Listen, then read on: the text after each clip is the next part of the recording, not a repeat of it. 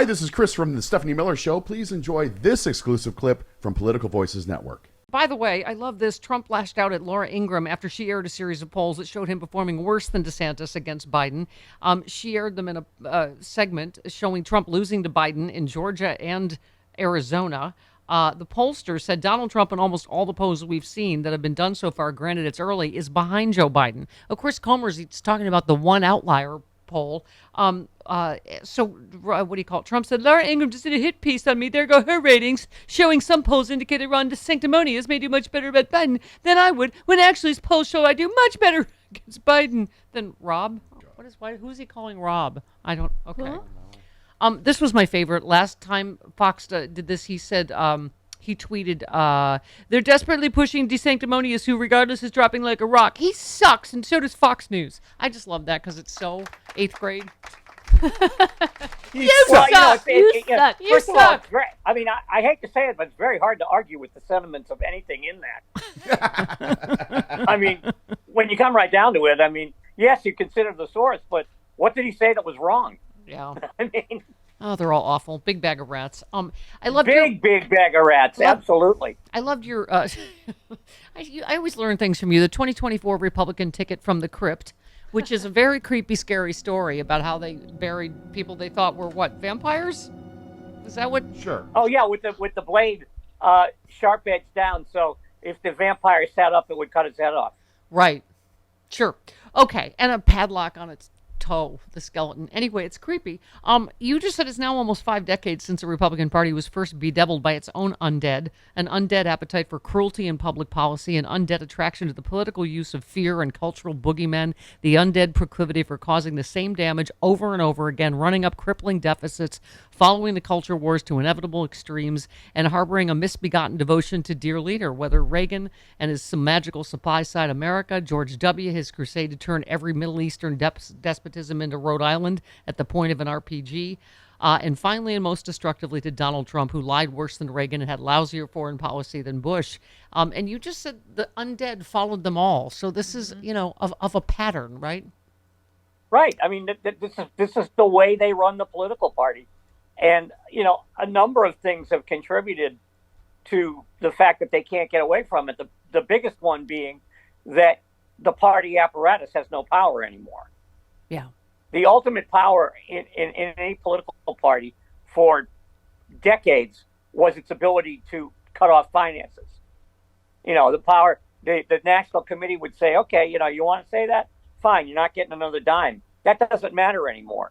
Just, you go find some venture capital billionaire who thinks he invented the human race. And he gives you money and you run your campaign and you don't owe anybody anything. Yeah.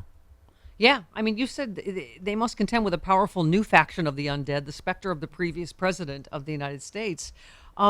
You just said we will find the GOP's campaign to replace President Joe Biden, who 2/3 of Republicans don't think was legitimately elected in the first place. Mm-hmm. I mean, as you always call it, Charlie, it's like a prion disease that has affected the whole party, and it's it's destroying their higher functions. Yeah, and. It was one they invited in, and they can't, and it's so far gone at this point that, the only way to do it, the only way to rid ourselves of it would be to crush these people in hundreds of elections all across the country. And quite honestly, the Democrats aren't up for that. So I don't know I don't know where we go after that. After this, I don't. You had a scary ending to your story. You said what's dead doesn't stay dead. It slouches toward 2024 to be born again. Do you feel like orcas attacking boats is a sign that Donald Trump will be president again? I think the orcas are telling us to get our act together. I do too. I mean, the orcas have had enough. They've been nice and quiet, and, watching this whole thing unfold. Killing great I think they're fed up at this point. Plus, the sharks are getting in on it now too. Yeah. Yeah, Mm-hmm. maybe they finally shark attacks down in Florida. Maybe they finally found a dictionary. They're like, wait, killer whale. What does that mean? We're supposed to do. Okay. Also, you wrote a piece about the Santos, Bowman, Taylor Greene getting into it on the Capitol steps. And you said, here is Representative Clay Higgins personally bum-rushing a fellow citizen who had the audacity to interrupt a press conference with impertinent questions about congressional ties to neo-Nazis. Higgins is a delightful public servant who tweeted out a funny joke about the assault on Nancy Pelosi's husband. I mean, once again, Charlie. And this guy, by the way, used to be a sheriff in Louisiana. Yeah. This guy had a career in law enforcement before he, took on a career of messing up politics. Yeah. Yeah.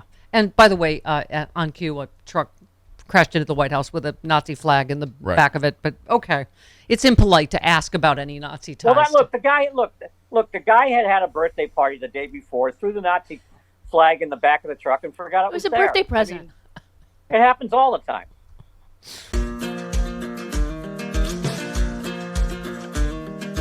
Republicans say they won't cut Social Security, Medicare, or Medicaid. But can honest, hard-working middle-class Americans really believe what these politicians say? Republicans said they wouldn't overturn Roe v. Wade. Here's what Supreme Court Justices Gorsuch, Kavanaugh, and Coney Barrett said during their Senate confirmation hearings. Roe v. Wade. It is a precedent of the United States Supreme Court. A good judge will consider it as precedent of the United States Supreme Court. Roe v. Wade. It's settled as a precedent of the Supreme Court. Roe is not a super precedent, but that doesn't mean that Roe should be overruled. Well, we saw how that turned out. They played us for fools. Tell your elected officials to keep their hands off of our Social Security and health care benefits. Fool me once. Let Majority Rule was responsible for this message. LetMajorityRule.org is a project of the Marvin Lucas Super PAC, which is responsible for and paid for this ad and is not affiliated with or authorized by any political campaign or candidate or candidates committee.